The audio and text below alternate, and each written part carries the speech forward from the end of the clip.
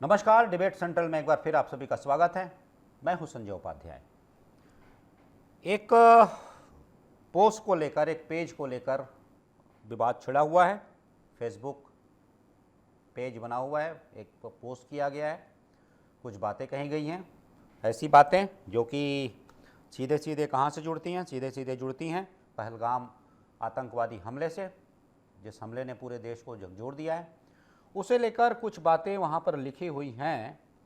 कुल मिलाकर उसमें ये कहा जाता है, जैसा कि भारत ने कहा भी है, पाकिस्तान को चेतावनी दी है कि उसे सबक सिखाना होगा, पाकिस्तान को सबक सिखाया जाएगा, इसके लिए युद्ध की आवश्यकता पड़ती है तो पीछे नहीं हटा जाएगा।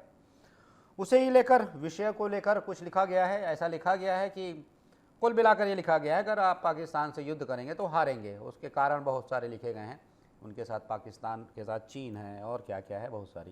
कुल मिलाकर ये है कि अगर लड़ेंगे तो हारेंगे। अब फिर क्या था? अच्छा, लिखा किसने, किसने मत कहिए, क्योंकि ये तो जांच का विषय हो सकता है। किसके ये अकाउंट पे लिखा गया है? ये हैं यूडी मिंज, जो कि कांग्रेस के पूर्व विधायक हैं, शायद संसदीय सचिव भी रहे हैं। तो यूडी मिंज के ये पेज पर, उनके फेसबुक पोस्ट पर लिखा हुआ, अवतरित हुआ, किसी समय प्रकट हुआ ये। तो उस पर जब प्रकट हुआ, निश्चित रूप से प्रतिक्रिया तो आनी थी, भारतीय जनता पार्टी की प्रतिक्रिया आई। उसमें यह कहा गया कि यूडी मिंज की इस भाषा को देखकर ऐसा लग रहा है जैसे वो पाकिस्तान के पैरोल पर हैं। और साथ ही ये भी लिखा कि दरअसल ये लड़ाई दो मोर्चों पर नहीं बल्कि 2.5 मोर्चों पर हैं। दो की जगह आमने सामने दो होते हैं, 2.5 मोर्चे पर है, जिसमें हमें देश के अंदर छिपे गद्दारों से भी लड़ना है। ये बातें कही गई। अब उसके बाद क्या? उसके बाद यूडी मिंज भी आते हैं सामने और कहते हैं कि उनका फेसबुक पेज हैक कर लिया गया था, और ये बताया कि उनका फेसबुक पेज हैक हुआ था, उन्हें इसकी जानकारी नहीं थी। और जब जानकारी लगी फिर उन्होंने उसमें बहुत सारी बातें लिखी हैं कि अगर इससे किसी को दुख पहुंचता है तो उन्होंने माफ़ी और ये सब बातें कहीं। तो चलिए, ये सब विषय पर आगे और क्या कुछ हुआ, क्या बातें हुई, इस पर हम चर्चा करेंगे। क्या क्या वार प्रतिवार हुए, ये सब भी बात करेंगे। पहले देख लेते हैं एक रिपोर्ट।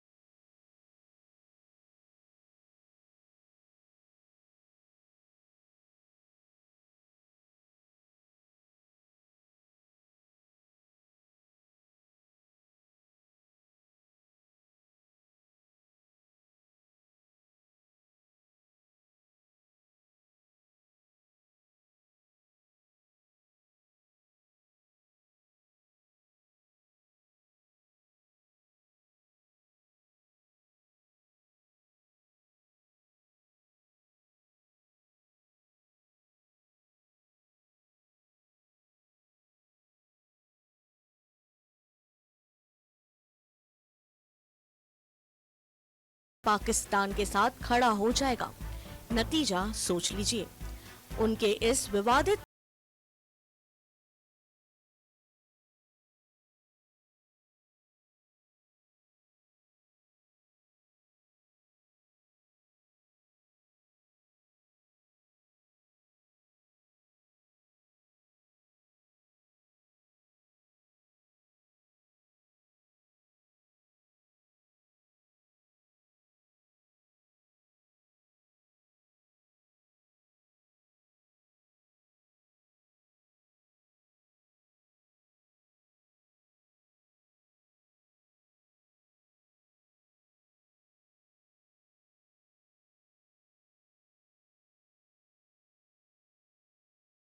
कांग्रेस के नेताओं के जुबान से उनकी दिल की बात निकल ही आती है।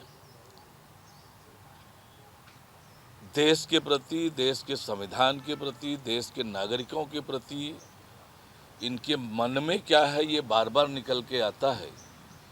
एक पूर्व विधायक का इस प्रकार से बयान कांग्रेस नेताओं को इसके लिए देश से माफ़ी मांगनी चाहिए और यूडी मिंज के खिलाफ कठोर से कठोर कार्यवाही उनकी पार्टी को करना चाहिए।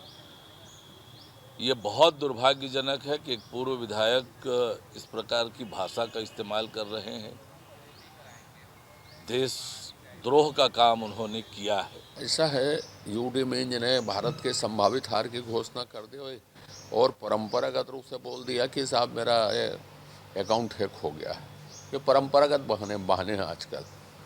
यूडी मिंज को इन सब विषयों में बोलने के बजाय उनको ये बताना चाहिए कि जसपुर समेत कुनकुरी समेत जसपुर में कितनी विदेशी संस्थाएं कार्यरत हैं और उसको फॉरेन फंडिंग किन कामों के लिए होती है, विदेशी सहायता किन किन कामों से होती है, किन किन कामों के लिए होती है, यह उनको बताना चाहिए। उनका विषय है।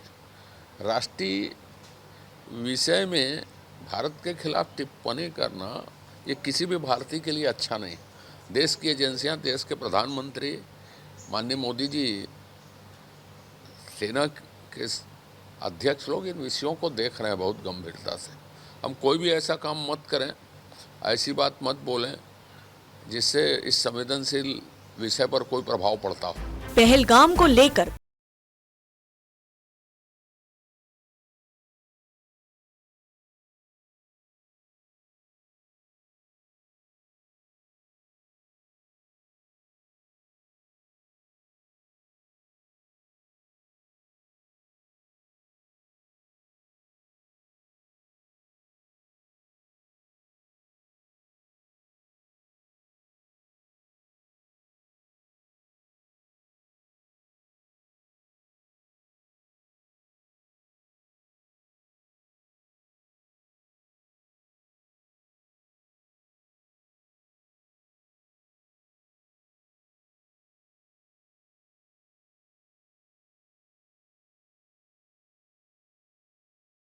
यूडी मिंज ने अपने फेसबुक पोस्ट के संबंध में स्पष्ट कर दिया है कि उनका फेसबुक अकाउंट कुछ समय के लिए हैक हुआ था और उसमें किसी असामाजिक तत्व ने गलत पोस्ट किया है।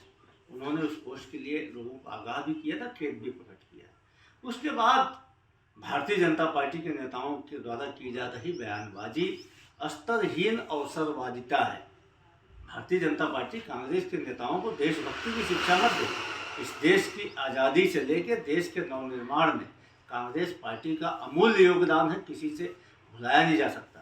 पाकिस्तान को उसकी औकात दिखाने का काम किसी ने किया था तो कांग्रेस की प्रधानमंत्री आदरणीय इंदिरा गांधी ने किया था। तो आपने सुना, कुल मिलाकर राजनीति कैसी हो रही है, आप समझ रहे हैं बात क्या है, स्पष्ट है। चलिए सीधे चर्चा पर आते हैं। पहले परिचय करवा दूं, गंधर्व पांडे जी हैं, प्रवक्ता हैं भारतीय जनता पार्टी के। गंधर्व जी स्वागत है आपका। शिल्पा देवांगन जी हैं, प्रवक्ता है कांग्रेस के। शिल्पा जी आपका स्वागत है। साथ ही साथ रमेश पांडे जी हैं, वरिष्ठ पत्रकार हैं। रमेश जी आपका बहुत बहुत स्वागत है। शिल्पा जी, शुरुआत आपसे ही। अजय चंदाकर जी कह रहे थे परंपरागत पहने, और रिपोर्ट इसकी कराई थी क्या? फेसबुक अकाउंट हैक हो गया, इसकी रिपोर्ट हुई थी क्या? यूडी मिंज जी ने कराई थी क्या? कुछ जानकारी दी उन्होंने पार्टी को? जी नमस्कार।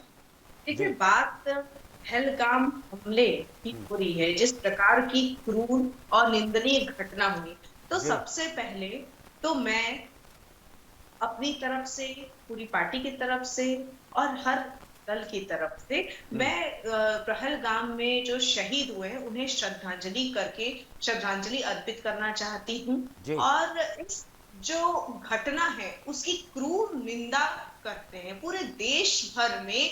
आज जनता में जब ये बातें सामने आ रही है कि इस प्रकार की घटनाएं आगे न हो, इसके लिए जिम्मेदारी किसी न किसी को लेनी होगी और सबसे बड़ी जवाबदेही सरकार की है। और ऐसे समय में भारतीय जनता पार्टी कांग्रेस के नेताओं के ऐसे पोस्ट को, जो कि हैकिंग के माध्यम से किए गए हैं, वो तो आगे जांच का विषय है, लेकिन ये सभी चीजों पर ध्यान भटकाने की कोशिश कर रही है। ये कार्य भी बहुत निंदनीय है। जहां आज सरकार भारतीय जनता पार्टी की है, पूरे देश में। एक बात बताइए ना शिल्पा जी एक बात बता दीजिए ना, ये ध्यान भटकाने की कोशिश कौन कर रहा है? वो जो हैक कर लिया जिसने, वो असामाजिक तत्व कौन है? खोजा क्या उसे, या फिर रिपोर्ट की पुलिस खोज पाई क्या? वो असामाजिक तत्व ध्यान भटकाने की कोशिश कर रहा है ना।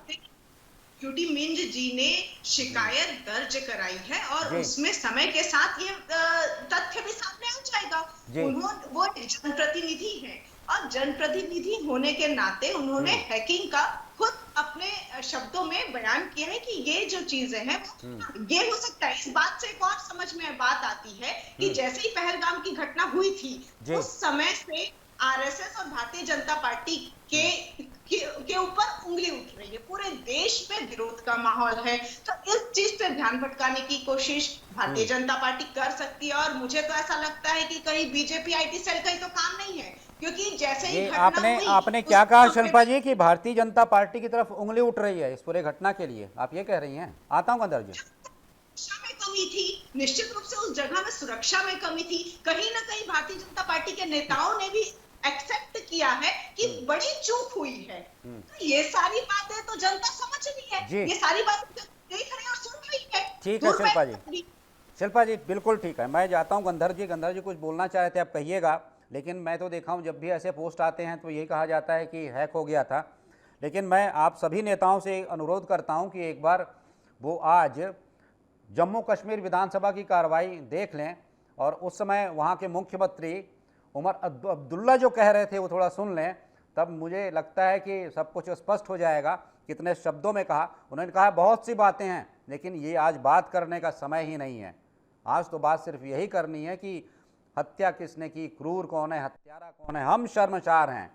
उन्होंने कहा ठीक है सुरक्षा की जिम्मेदारी हमारी नहीं, लेकिन हम मेजबान हैं, हम प्रदेश में मुख्यमंत्री हैं, मेजबान हैं, हम शर्मसार हैं, किस मुंह से माफ़ी मांगूं। मैं लगता है कि नेताओं को वो एक बयान सुन लेना चाहिए। ये आर पार इस तरफ उस तरफ की राजनीति से बहुत बड़ी बात थी आज। गंधर्व जी। देखिए संजय जी, सर्वप्रथम तो जो आपने कहा वो बिल्कुल सही है जी। और जो पेरेंट्स का एक नॉलेज होता है जी। वो हमारी बहन शिल्पा देवांगन जी को पता नहीं होगा। ये यहाँ बैठकर बीजेपी आईटी सेल पे आरोप लगा रही। जब यह घटना हुई और हम इस पर चर्चा कर रहे थे, उस समय हमारे साथ रमेश जी भी थे और पूर्व सैनिक भी थे जी। उस समय कांग्रेस के प्रवक्ताओं ने बैठने से भी इनकार कर दिया था क्योंकि ये अपना वोट बैंक बचाना था। इनकी मानसिकता अभी ये यूडी मिंज जी के लिए बोल रहे हैं कि आईडी हैक हो गई, ये हो गई, बीजेपी वालों ने किया कि किसने किया, वो तो सबको पता है। और जिनको समझना था वो समझ गए कि वो पोस्ट किसने किया और उसका क्या तात्पर्य था और क्यों राष्ट्रद्रोह की धारा से बचने के लिए दोबारा पोस्ट आ गया कि हमने आईडी हैक हो गई तो इसके कारण ऐसा हुआ है। अब इसके साथ ही साथ शशि थरूर जी इनके कांग्रेस के ही वरिष्ठ नेता हैं। आज ही उनका बयान आया कि देश में पूरे दुनिया में चाहे इजराइल के इंटेलिजेंस हो चाहे यूएसए के इंटेलिजेंस हो, हर इंटेलिजेंस में कहीं ना कहीं चूक की संभावना होती है। जब आप टेरेन लैंड में आप किसी चीज को करते हैं तो एक पहाड़ के पीछे लाखों लोग छुप सकते हैं, आ सकते हैं, जा सकते हैं। वहां रिवर फ्रंट है, वहां पर जो नदियां जाती हैं, जब रावी नदी को देखेंगे तो आपको भारत से पहले निकल के फिर वापस भारत में घुस के फिर वापस पाकिस्तान की ओर जाती है। और फिर जब आप राजस्थान की तरफ जाएंगे, जैसलमेर तरफ, वहां पर आप जब देखेंगे सीमा क्षेत्रों में जहां पर खार डेजर्ट है, तो उधर जो रेत के टीले रहते हैं वो रात में कहीं और दिन में कहीं और बन जाते हैं। तो बिना जियोपॉलिटिकल नॉलेज के इस प्रकार की बात कर देना, ये कहीं ना कहीं ये बताता है कि जो सिखा करके भेजा गया है सिर्फ उसे ही बयां कर देना। अब ठीक है, यूडी मिंज जी की बात हो गई, अब मैं आगे और बता। कांग्रेस के पूर्व कैबिनेट मंत्री सैफुद्दीन सोज जी ने क्या कहा? पाकिस्तान ने गैर जिम्मेदारी से जो दावे किए हैं कि पाकिस्तान की कमेटी आए और जांच करे, वो उसका समर्थन करते हैं। ठीक है, फिर यूडी मिंज जी का तो बयान सर्वव्यापक हो गया। सिद्धारामैया जी कर्नाटक के मुख्यमंत्री हैं, आज क्या बोले कि अगर जंग होनी है तो अंतिम विकल्प होना चाहिए, उसके पहले बैठ जाओ। ये बार बार पाकिस्तान के प्रति सॉफ्ट कॉर्नर आ कहां से जाता है? अब 2014 से आप उठा करके देखिए, 2016 में यूरी का हमला हुआ, दिग्विजय सिंह जी भूतपूर्व जब छत्तीसगढ़ अविभाजित था, मध्य प्रदेश था, तो बहुत बड़े नेता थे, उन्होंने क्या बोला, उसके सबूत कहां है? जब एयर स्ट्राइक हुआ तो फिर दिग्विजय सिंह जी ने बोला ये तो ऐसे ही कर दिया, मैदानों में कर दिया, कितने लोग मरे क्या मरे कोई डाटा नहीं। तो बार बार सेना के ऊपर संदेह करना, अपनी सरकार के ऊपर संदेह करना, पूरा देश एकजुट है, देश एक साथ है, पर कांग्रेस पार्टी सिर्फ आरोप और प्रत्यारोप की राजनीति के ऊपर उठना ही नहीं चाहती। राष्ट्रहित राष्ट्र धर्म जरूर इन्होंने पिछले मंगलवार को जब सर्वदलीय बैठक हुई तो इनके नेता आके बोल दिए हम सर्वदल के साथ हैं, हम सरकार के साथ है, सरकार जो फैसला लेगी हमें मान्य होगा। और फिर अगला मंगलवार नहीं आता, उसके पहले इनके जहां जहां बचे कुछ मुख्यमंत्री है वहां से बयान आ जाता है। वार तो आखिरी चॉइस होनी चाहिए, अगर करना है कुछ तो हमारे तरफ से पहले नहीं होना चाहिए। कोई भी चीज हुई तो उसकी जांच आप एक बार, जो पाकिस्तान का नैरेटिव है। मैं आता हूँ गदर जी, मैं आऊंगा गुनाम जो आऊंगा। रमेश जी एक बात बताइए, ये तो जो हैक वाली बात होती है ठीक है, मैं तो देखा हूँ कि पॉलिटिकल एक स्टैंड होता है कि इधर का हो उधर का हो, जब भी कुछ ऐसे बयान आ जाते हैं फिर लगता है कि नहीं गड़बड़ हो गई तो कहा जाता है कि वो तो हैक हो गया था। इसे कोई जानने की तकनीक होती होगी ना, निसंदेह। कभी मैं साइबर एक्सपर्ट को ही बिठाऊंगा कि ये कैसे पता चले कि वो हैक हुआ था या फिर आपने पोस्ट किया था। एक बात। दूसरी बात, एक बात बताइएगा, कांग्रेस देश का, लोगों का मन मानस नहीं पढ़ पाती है क्या कि अभी देश भर में अभी क्या चल रहा है, क्या बोलना चाहिए या क्या नहीं बोलना चाहिए उनके नेताओं को भी। हालांकि पार्टी ने एक बड़ा स्टैंड लिया है, अभी मैं देख रहा था थोड़ी देर पहले ये बात आई है कि कोई भी कुछ भी नहीं बोलेगा नेता, पार्टी लाइन के अलावा कोई बात नहीं करेगा, किसी प्रकार का कोई बयान नहीं देगा। थोड़ी देर पहले ये बात आई है, कहा है जयराम रमेश जी हैं, उनकी मैं बाइट भी सुना रहा था, उन्होंने कहा है कि कोई कुछ बयान नहीं देगा क्योंकि हमने स्पष्ट कर दिया है कि हम सरकार के साथ हैं, सरकार के निर्णयों के साथ हैं। जी रमेश जी।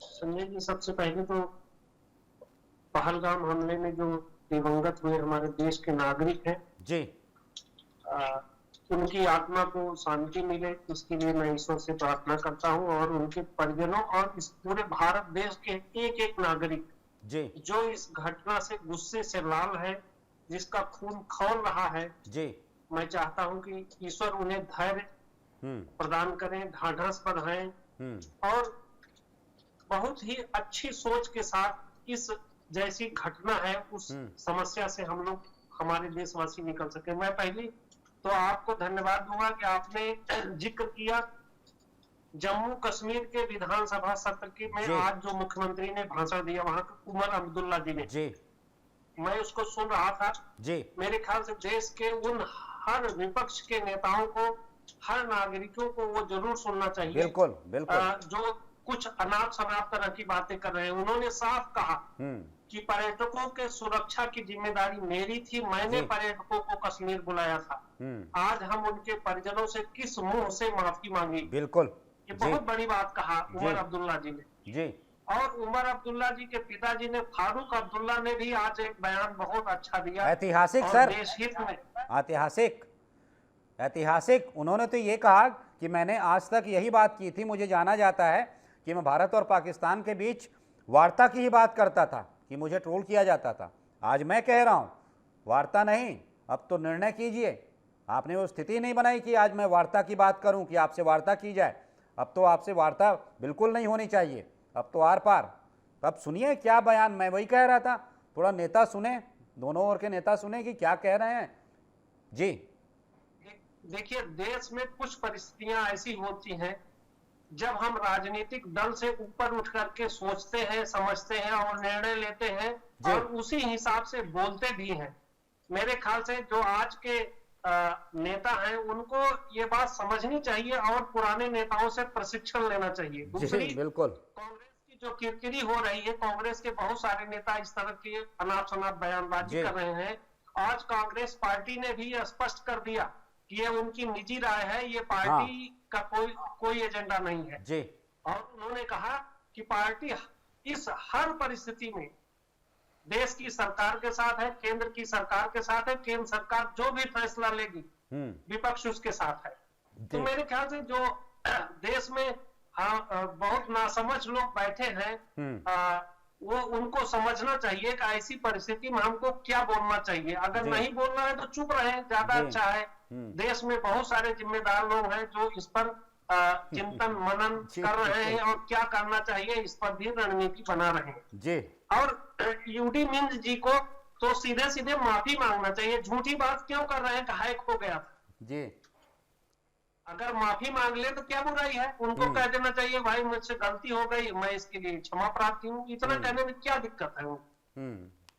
तो इस तरह की घटनाएं नहीं होनी चाहिए, बिल्कुल ये बहुत ही निंदनीय है जी। आज के दिन में हम चाहे अच्छा हो चाहे बुरा हो अपनी कमियों पर मंथन करेंगे, हमसे चूक कहाँ हुई इस चीज को हम सुधारने की कोशिश करेंगे, लेकिन सार्वजनिक तौर पर हम कुछ इस तरह से ऐसा न तो बोलेंगे न ऐसा कदम उठाएंगे जिससे हमारा देश शर्मसार।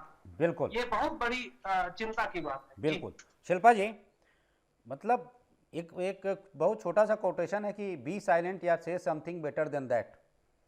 अगर चुप होने से अच्छा कुछ है बोलने लायक तो बोलिए। तो आप जो कह रही है निजी राय, पार्टी जो कह रही है निजी राय, तो सर मैडम निजी राय से भी तो नुकसान होता है ना पार्टी को, कि बताओ इनके नेता ऐसा सोच रहे हैं। तो निजी राय कहीं फ़ायदा कर रही हो तो ठीक है, आप थोड़ी निजी राय रख लीजिए। निजी राय से अगर पार्टी को नुकसान हो रहा हो तो कैसी निजी राय? शिल्पा जी, मैं बहुत स्पष्ट तरीके से आपके चैनल के माध्यम से कहना चाहूंगी कि कांग्रेस ने अपना स्टैंड और अपना जो विचार है वो जनता के सामने रख दिया। बिल्कुल, बिल्कुल।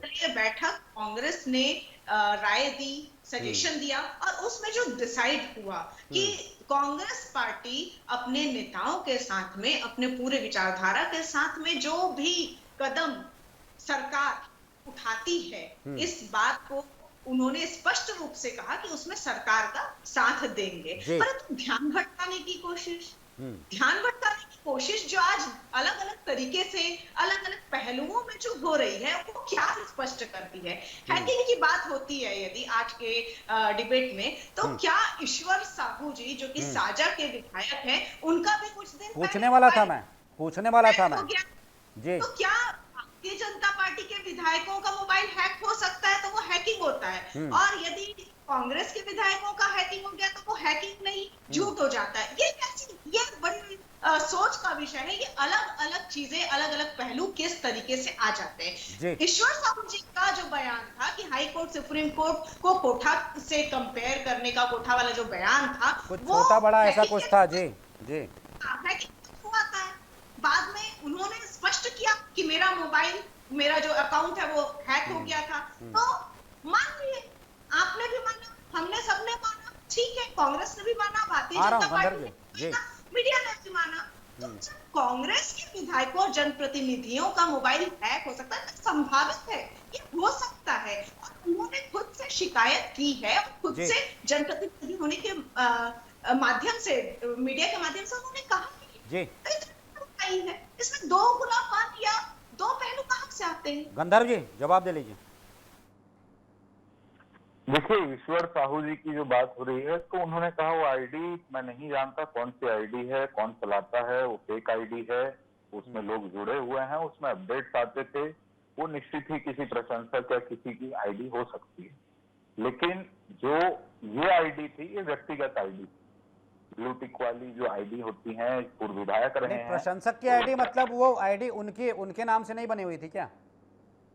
आईडी उनके नाम से बनी हुई थी। अब बहुत सारे पेजेस में आप देखते होंगे कि ये फैन क्लब या उसी नाम से आईडी बना दी जाती है किसी प्रशंसक द्वारा या किसी के भी द्वारा। अब वो अभी तक अज्ञात है, उसकी खोज चल रही है, वो किसने किया, उसके खिलाफ रिपोर्ट भी दर्ज की गई है। तो ये सारी चीजें हैं। अब उसको हमने तो कहीं ये नहीं कहा कि हैक हो गया, ये हो गया। उन्होंने तो ये कहा था कि वो कुछ फेक आईडी चला रहा है मेरे नाम से, उसने इस प्रकार का लिख दिया।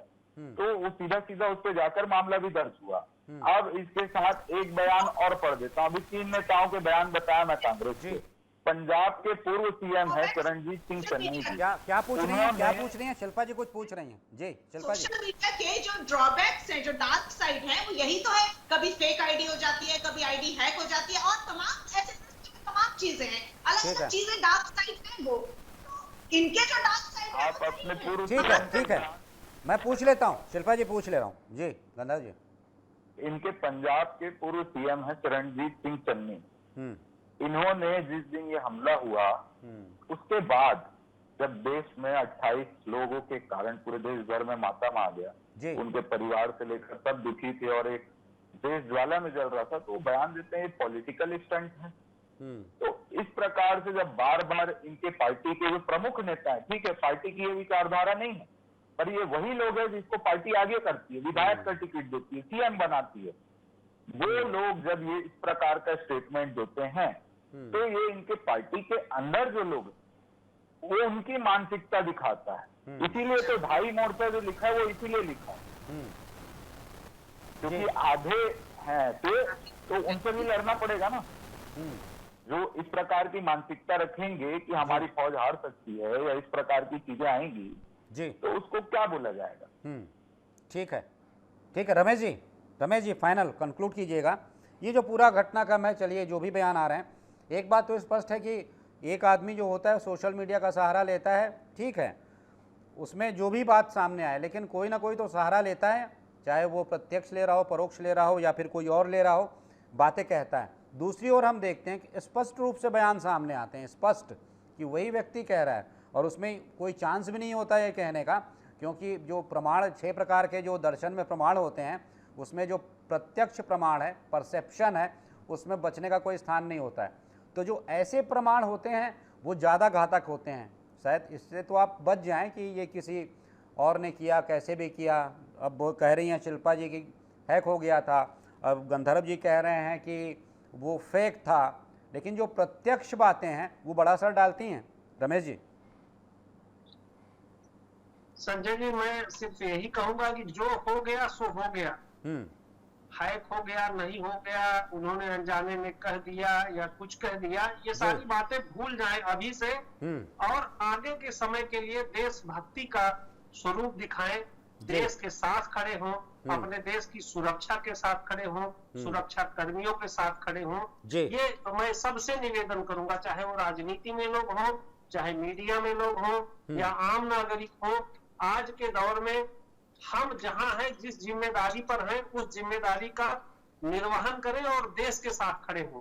और पहलगाम की घटना पर दुश्मनों के साथ क्या करना है, इसके लिए जिसको जिम्मेदारी दी गई वो अपना काम कर रहा है। हमको सिर्फ अपने लेवल पर खड़ा होकर के हमको अपने परिवार के साथ खड़ा होना है, अपने देश के साथ खड़ा होना है। मेरे ख्याल से ये नजरिया सबको रखना चाहिए। जो हुआ सो हुआ, उसको भूल जाना चाहिए, उस पर भी हमको बहस करने की बहुत जरूरत नहीं है। जी, सही कहा आपने रमेश जी। सब अपना योगदान दे दें। 140 करोड़ की अगर जनसंख्या है तो आप ये मत देखिए कौन क्या योगदान दे रहा है, कितना योगदान दे रहा है। आप अपना योगदान अगर दे देते हैं तो समझ लीजिए 1/140 करोड़ भारत बन गया। दूसरे का इंतजार मत कीजिए, अगर 2 दे दिया तो 2/140 करोड़ भारत बन गया। तो अपना दीजिए। आपने जो बात कही सही बात है, तो यही बात है, इसमें होड़ ये मस्ती है कि वो क्या कर रहा है, ये क्या कर रहा है। आप अपना कर लीजिए, आपका योगदान 100% हो गया। तो चलिए, समय की बाध्यता है, आज की चर्चा में सिर्फ इतना ही। आप सभी इस चर्चा में जुड़े, शिल्पा जी बहुत बहुत धन्यवाद, गंधर्व जी आपका बहुत बहुत धन्यवाद, साथ ही साथ रमेश पांडे जी आप हमारे साथ चर्चा में जुड़े, आपका भी बहुत बहुत धन्यवाद शामिल होने के लिए। तो जैसी बातें हैं, जो भी हम बात कर रहे थे, सोशल मीडिया में जो कुछ चर्चाएँ हो रही हैं, प्रत्यक्ष परोक्ष जो भी बातें हो रही हैं, कुल मिलाकर बात यही है कि अगर इन सब विषयों पर थोड़ा धैर्य हो, थोड़ा सा इस बात पर भी दृष्टिपात हो कि देश किस स्थिति से गुजर रहा है और देश अगर इन परिस्थितियों से गुजर रहा है तो उससे इसे अपने अनुकूल बनाने में या फिर इसे पार पाने में या फिर इस पर विजयश्री हासिल करने में वो कौन कौन से कारक होंगे जो सक्षम होंगे। कोशिश यही होनी चाहिए कि वो सारे कारक शक्तिशाली बने ताकि देश उस दिशा पर चले। जहाँ तक बात है इस ऐसी हृदय विदारक घटना की, तो माना जा रहा है कि देश इसका जल्द ही समाधान खोज लेगा। सरकार और सेना जल्द ही इसका कोई ना कोई हल ढूंढ लेंगे। तो आज की चर्चा में सिर्फ इतना ही। किसी महत्वपूर्ण विषय पर फिर मिलेंगे, बात करेंगे। तब तक दीजिए आज्ञा। नमस्कार।